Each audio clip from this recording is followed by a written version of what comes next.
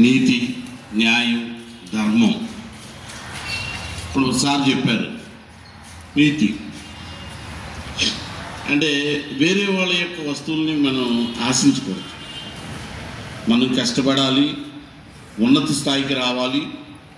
అదే మన కష్టంలోనే ఎంత ఇది ఉంటుందంటే అంత ఒక విధంగా ఏంటంటే సంతోషం ఉంటుంది. ఎంత కష్టపడితే అంత ఉన్నత స్థాయికి వెళ్ళచ్చు. బోల్డ్ అవకాశాలు ఉన్నాయి. మీరు బాగా చదువుకున్నట్లయితే మంచి మార్కులు వచ్చినాయి అనుకోండి, 10th ట్రిపుల్ ఐటీ ఉంటుంది. ట్రిపుల్ ఐటీ వచ్చేటప్పటికి 2 years ఇంటర్మీడియట్, తర్వాత 4 సంవత్సరాలు ఇంజనీరింగ్. గవర్నమెంట్ ఫ్రీగానే ఇస్తుంది మీకు మొత్తం. మనం ఏం చదువుతాం అనేటువంటిది కాకుండా మంచి మార్కులు వచ్చినట్టయితే హైయెస్ట్ మార్కులు వచ్చినటువంటి వాళ్ళని ఆ మండలంలో సెలెక్ట్ చేసి ఇవ్వటం జరుగుతుంది.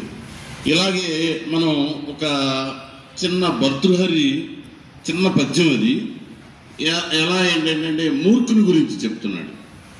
ఆ మూర్ఖుని యొక్క మనస్సు అనేటువంటిది సంతోషింప చేయలేము. అంటే మీకు తెలుసు, మూర్ఖుడు అనేటువంటి వాడు ఎవరు చెప్పినా సరే వినడు, తన వేలు తను వెళ్ళిపోతాడు. అయితే మనం అలాంటి లక్షణాలు కలిగి ఉండకూడదు. ఓ చిన్న పద్యం చెప్తాడంటే, తివరి ఇసుమున దైలంబు దీయవచ్చు, తవిలి మృగతృష్ణలు నీరు త్రాగవచ్చు, తిరిగి కుందేటి కొమ్ము సాధింపవచ్చు, చేరి మూర్ఖుని మనసు రంజింపరాదే. అంటే తివిరంటే ప్రయత్నించి ఇసుకలో నుంచి తైలం తీయవచ్చు. తైలం అంటే నూనె కింద పడిపోతే దాన్ని తీయటం అసాధ్యం అసలు. అయితే మనం ఏంటంటే ఆ ఇసుకని గట్టిగా పిండేసేసి అసలు అది అసాధ్యం. ఇసుకలోంచి అసాధ్యమైన అది కూడా చెయ్యొచ్చు. తైలంలోంచి ఇసుకలోంచి నూనె తీయొచ్చు. మృగతృష్ణలో నీరు త్రాగవచ్చు. మృగతృష్ణలో నీరు త్రాగవచ్చు అంటే బాగా ఎండాకాలంలో మీరు ఏదో నడుస్తూ ఉన్నారు, అక్కడేదో తెల్లగా కనిపిస్తుంది, అక్కడేదో నీరు ఉంది, అక్కడేదో ఒక నది ఉన్నట్లుగా ఎండమావులు అని చెప్తుంటారు. ఆ ఎండమావుల్లో నీరు త్రాగవచ్చు. తిరిగి కుందేటి కొమ్ము సాధించు, కుందేటికి అసలు కొమ్ములే ఉండవు, కుందేటి కొమ్ము అనేటువంటిది సాధించవచ్చు. అంటే అసలు ఇట్లా అసలు మనం అసలు వీటి వల్ల కాదు, మనం ఏమి చేయలేము అసలు.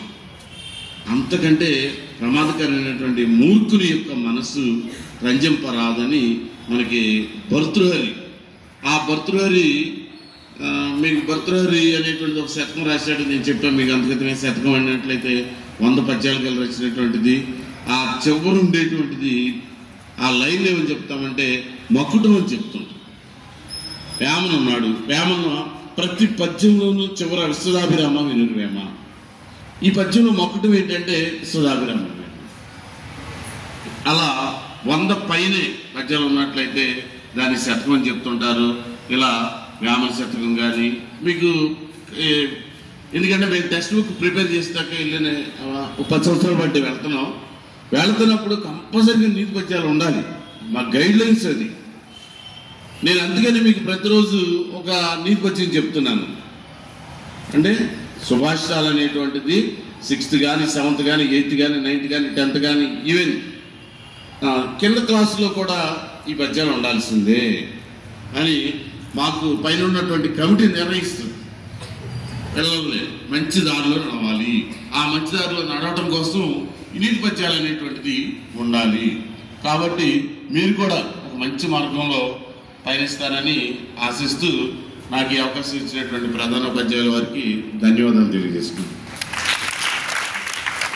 సార్ చెప్పింది విన్నారు కదా, మరి చక్కగా ఎంత చక్కగా మాట్లాడుతున్నారు సార్. మీకు అర్థమయ్యేటట్లు అంటే ఎండమావిలో మామూలు ఎండమావి ఏంటంటే ఇది భ్రమ, దూరంగా నీరు ఉన్నట్టు కనపడుతుంది, దానిలో అయినా నీరు సాధించవచ్చు అంట. కుందేలుకు కొమ్ము ఉండదు సహజంగా, కానీ ఆ కుందేలుకు ఆర్టిఫిషియల్ కొమ్ము పెట్టి మనం ఏదైనా సాధించగలిగి మూర్ఖుడు అంటే వినని వాడు ఆ మనసులో మూర్ఖత్వం ఉందనుకోండి, అతని మనసుని రంజింపు చేయలేదు, ఎంత చెప్పినా వినడు. అప్పుడు ఏం చేయాలి? అతన్ని పక్కకి తోసేసేయాలి, లేదా మనమే పక్కకి వెళ్ళిపోవాలి. పక్కకి వెళ్ళిపోయి మన పని మనం చేసుకోవాలి. అంతేగాని అనవసరమైన డిస్కషన్స్, వాదనలు పెట్టుకోకూడదు మూర్ఖుడితో. అర్థమైందా? మరి చిన్నప్పటి నుంచి కూడా మరి అది అలవాటు అయింది అనుకోండి, ఆటోమేటిక్గా మీ తర్వాత మీ ప్రొఫెషన్లో మీరు ఏ ప్రొఫెషన్కి వెళ్ళినా, ఆఖరికి ఇంటికి దగ్గర గృహిణిగా చేస్తున్నా సరే, మీ జీవితం సజావుగా వెళ్తుంది. అనవసరమైన వాదనలు పెట్టుకోకూడదు ఇంట్లో వాళ్ళతో కానీ బయట వాళ్ళతో కానీ. ఇప్పుడు ఉదాహరణకు ఇప్పుడు బజారం నేను వస్తున్నా, నేను రైట్ వేలో వస్తున్నాను, ఒక రాంగ్ వేలో వచ్చి కుద్దాడు. కానీ వాడు ఏం చేస్తున్నాడు? రైజ్ అయిపోయి నాకు పోట్లాడుతున్నాడు. నేను కూడా పోట్లాడాను అనుకో, వాడు మూర్ఖుడు. మనం కూడా ఏమవుతాం? మూర్ఖుడు. సారీ నాది తప్పు అయిపోయిందని వచ్చాం అనుకో, అయిపోతారు సమస్య. కానీ మనం కూడా ఏం చేస్తాం? ఇగో వాడు నన్ను అంటమేంటి, అతను నన్ను అంటమేంటి, అమ్మాయి నన్ను అంటమేంటి, అలా ఇగో ఇచ్చేటోడికి ఏముంది?